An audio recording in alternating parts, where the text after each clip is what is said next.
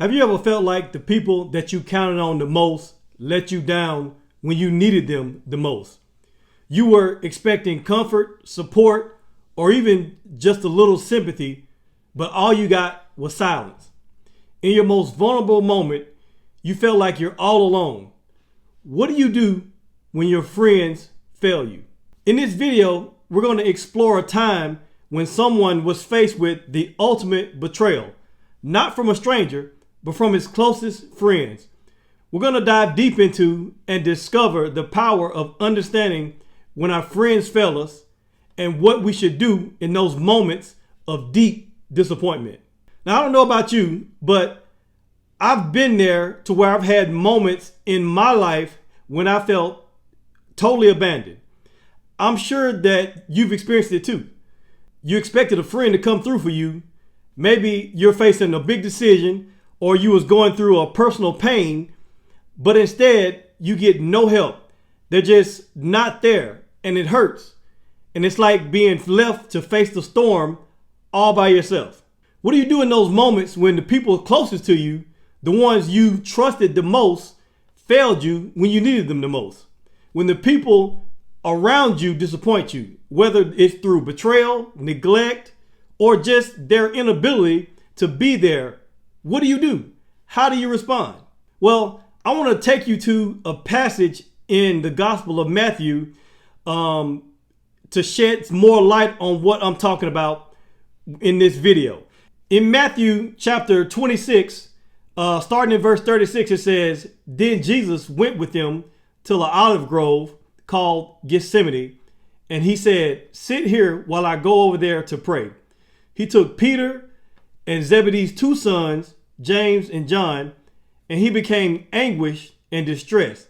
He told them, 'My soul is crushed with grief to the point of death.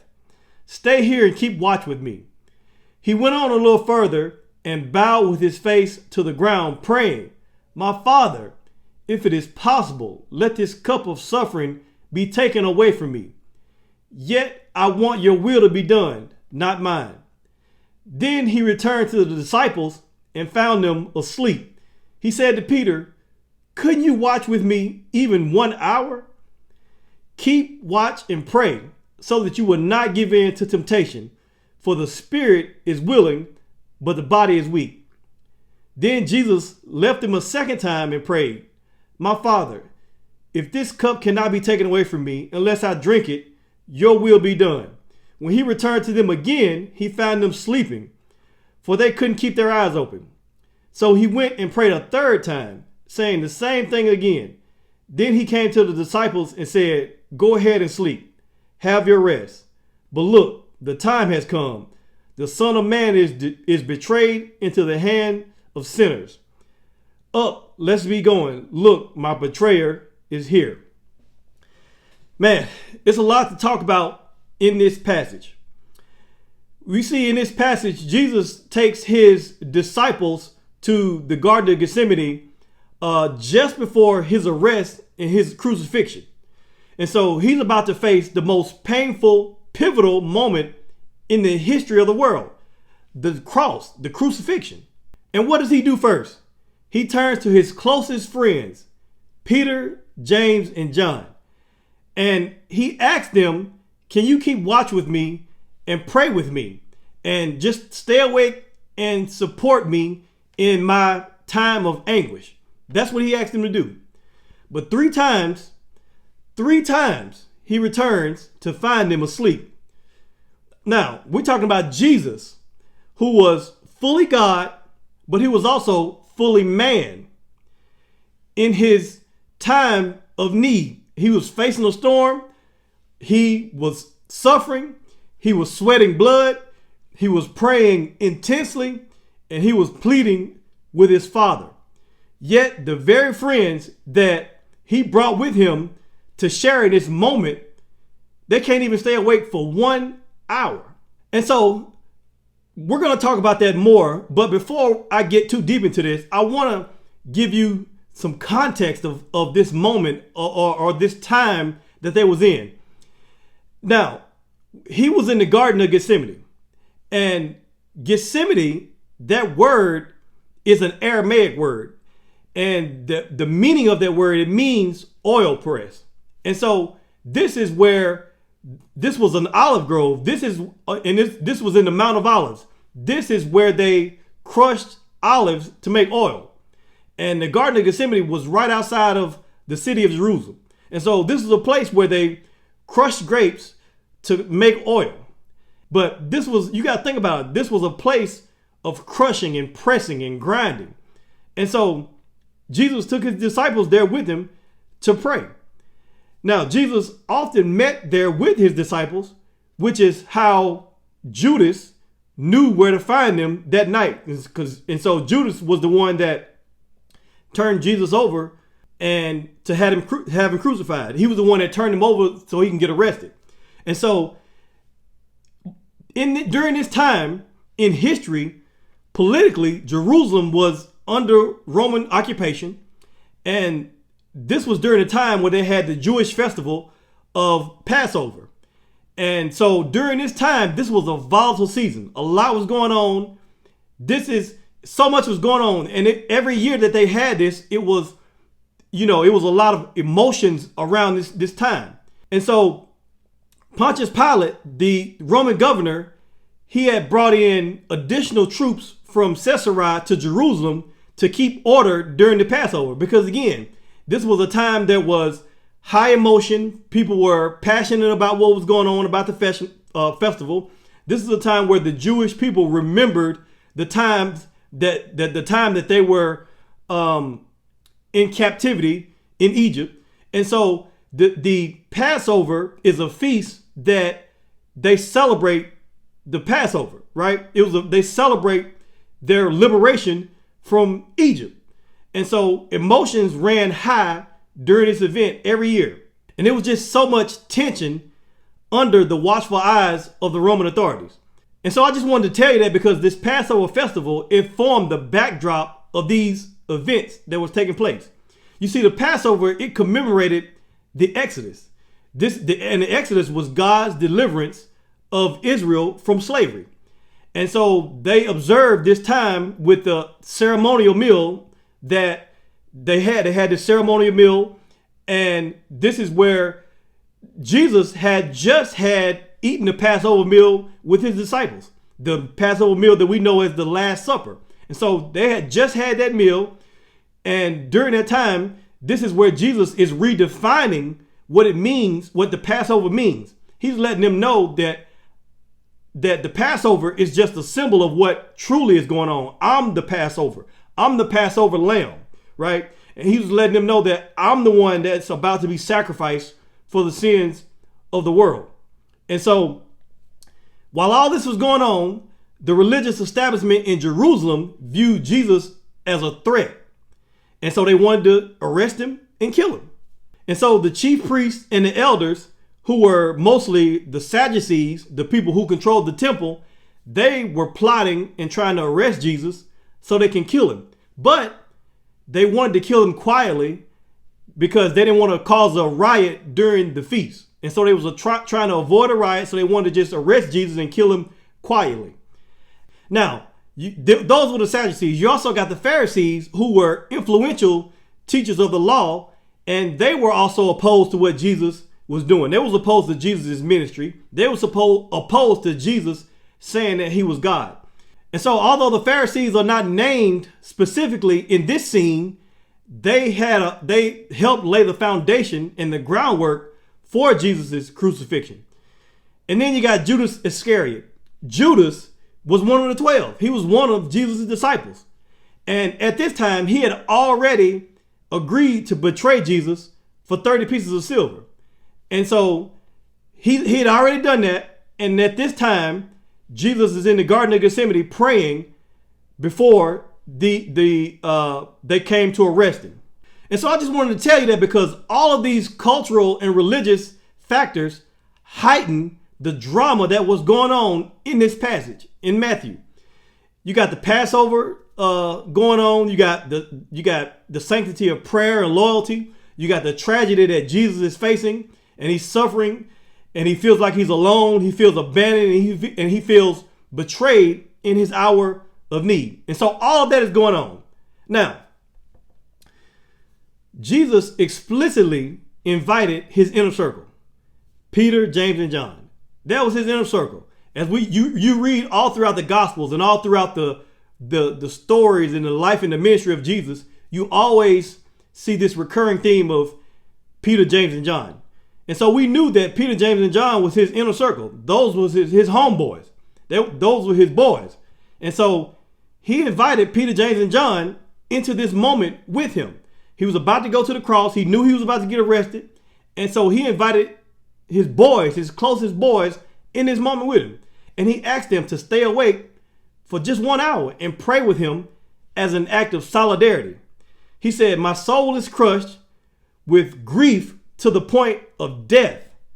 And so he said, "Can you just stay here and keep watch with me? Just 1 hour." And so Peter, James, and John repeatedly fell asleep instead of keeping watch. They just kept falling asleep. Jesus kept going and waking them up, and they fall right back asleep. And each time he woke them up, then he would go back to pray. And he's just praying this prayer of submission. He's saying, "My Father, if it's possible, can you please let this cup of suffering be taken away from me?" And he said, "But nevertheless, I want your will to be done and not mine." And so Jesus is saying, "I want this cup of suffering. If it be your will, can you pass this cup from me?" And the cup that Jesus is speaks about is a biblical metaphor for suffering. Because he was suffering and he was about to face the wrathful judgment against sin. He was about to take on our sin and face the judgment of God, his Father, for us. He was about to die. And so Jesus, this moment was, traumatic. But the thing is, Jesus shrinking back from the cup is an expression of his natural human desire to avoid pain and separation from God. Because again, he was all God, but he was also all man. He was fully God, he was fully man. And so the fully man part of him was feeling all of this pain and this suffering in this moment. But even though he's saying, "I don't want to do this," he still says, "Not my will, but your will." And so Christ reveals this profound theological truth in this moment. Because again, fully God and fully man.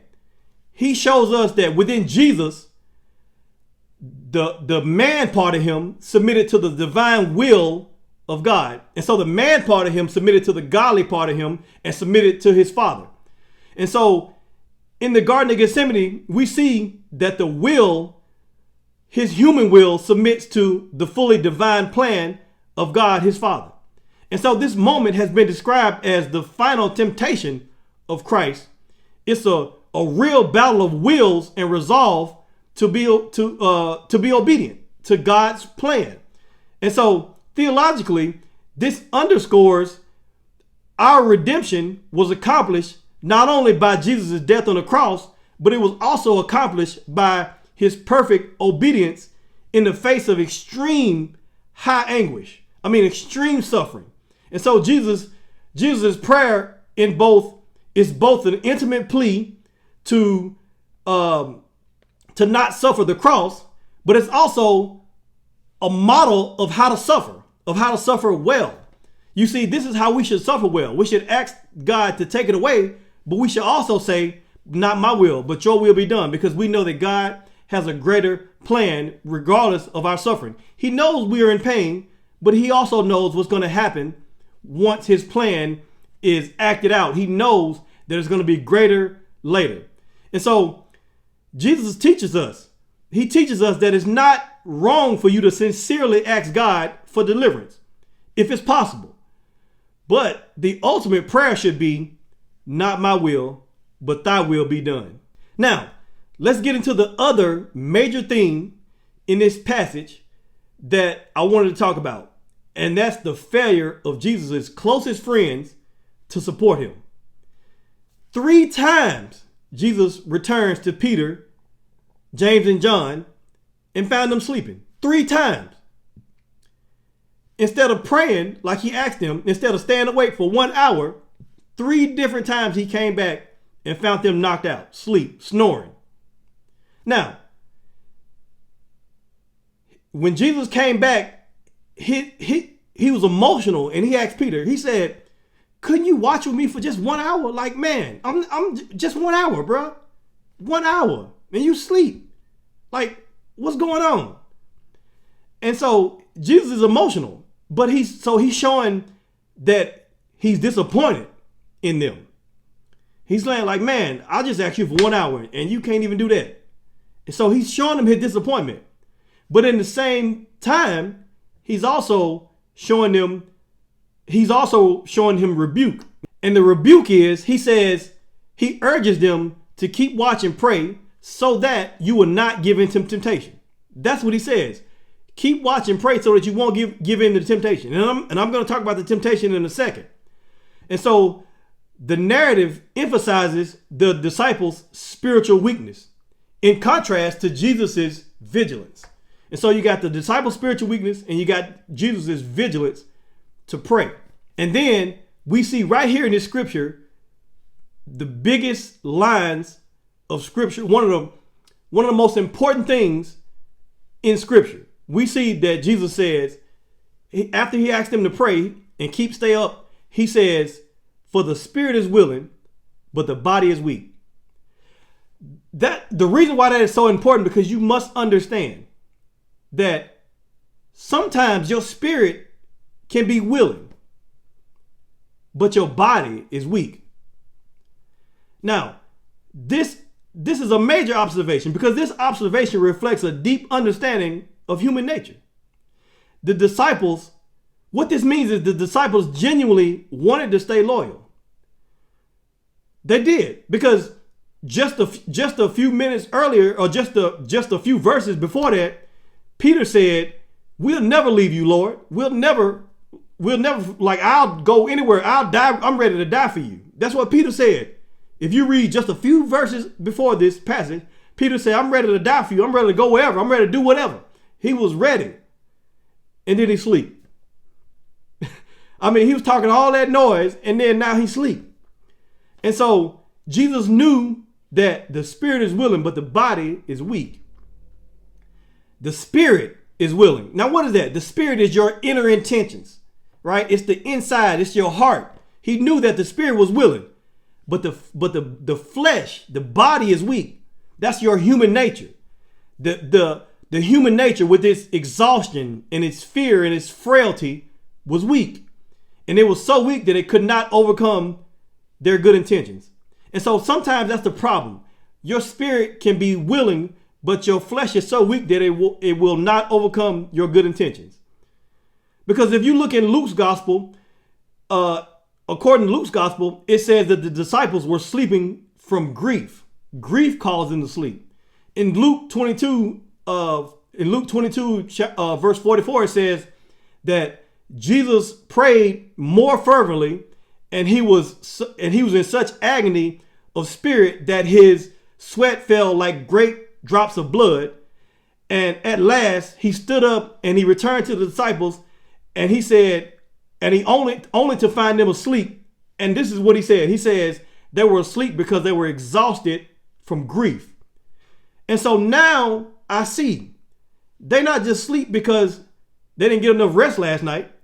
They're asleep because they're exhausted from grief. Now, what is the grief? The grief from all of what's going on. The grief from what Jesus was experiencing. So actually, they did understand this moment, but they were so exhausted and tired from the grief that they felt. And so, in other words, they were not indifferent to Jesus' dilemma. They were just overwhelmed by all the grief and the stress of that moment. And that's what happened. And that rendered them unable to keep their eyes open because they were feeling the weight of the pressure. And so sometimes you may think that people around you or the people in your life are falling asleep on you, but really they're just tired because they feel the power. They feel the grief and the stress of what's going on. And so the disciples' failure highlights the necessity of divine grace. This shows us that you need to have grace for people because you don't know what's going on. Because the reason why you feel like that they're not showing up for you is because of what's going on inside of them, because they're tired, because they're weak, because their body is failing them.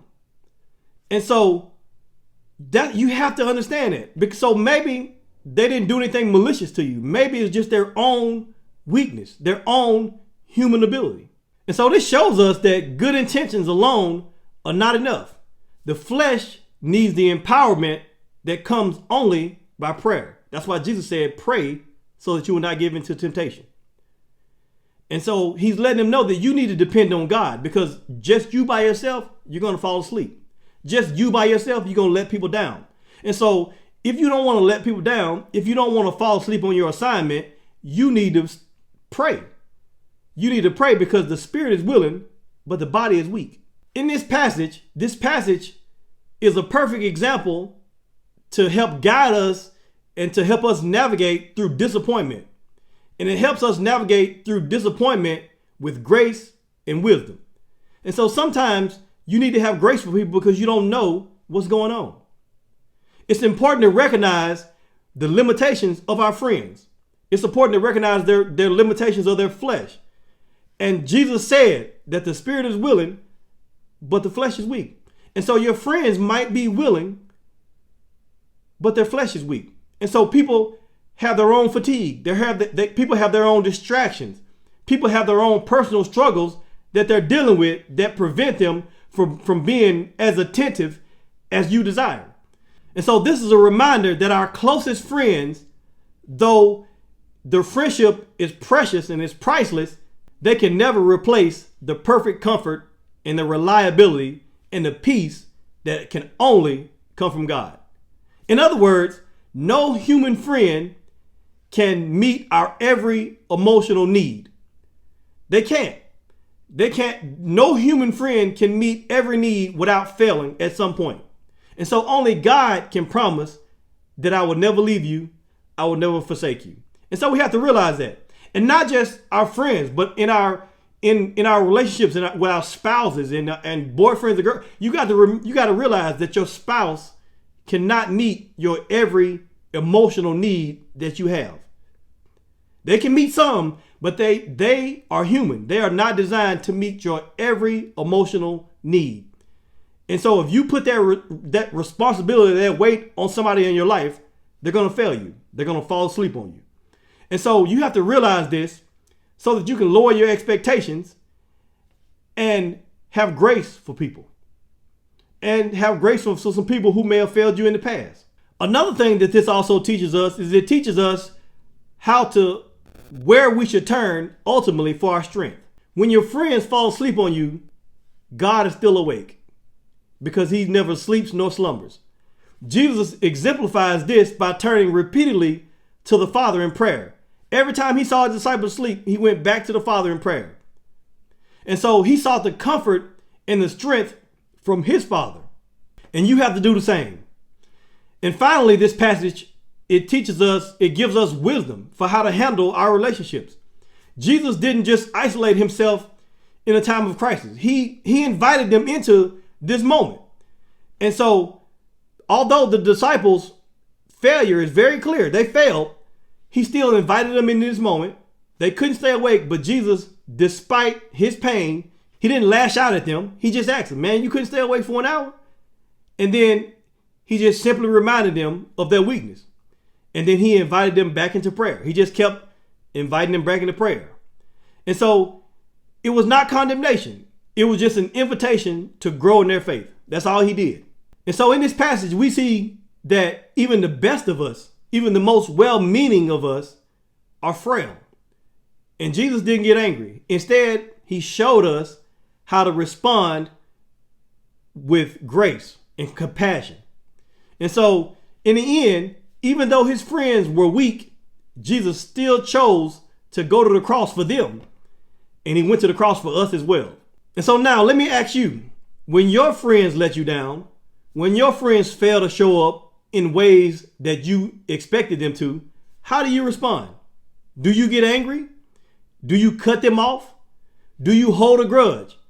Or do you choose to forgive them and to understand? You see, Jesus modeled for us the importance of grace even in moments of profound disappointment. And so today, I want to challenge you to take that step of faith. If your friends fail you, instead of retreating into bitterness or isolation, lean into God's grace.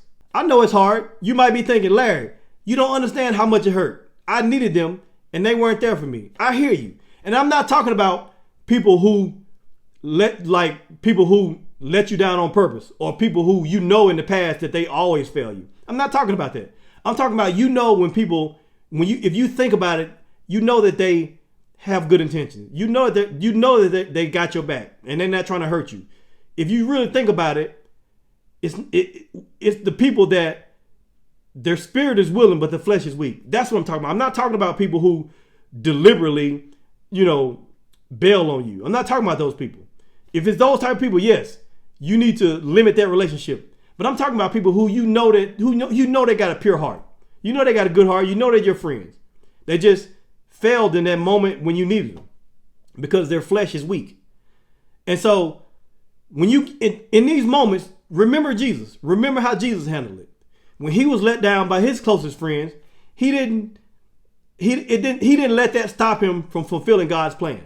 He forgave them, he pressed forward, and he trusted that God's plan was still unfolding. And so what if we started responding with grace instead of anger, with compassion instead of rejection, when those closest to us failed? What if, instead of walking away, we chose to trust God just like Jesus did in Gethsemane? We would see deeper relationships. We will see stronger faith communities. And most importantly, we will reflect Christ's love in ways that changes everything. And so today, it's time to let go of that anger and start forgiving. Maybe it's time for you to show grace in the same way that Jesus showed grace to his disciples. And who knows, your obedience to this truth could be the very thing that transforms your relationships and strengthens your walk with God. And so that's what I wanted to share with you today. I pray that you got something out of this. I pray that this blesses you. And if it did, please share this message with somebody. Thank you for watching, and I'll see you in the next video.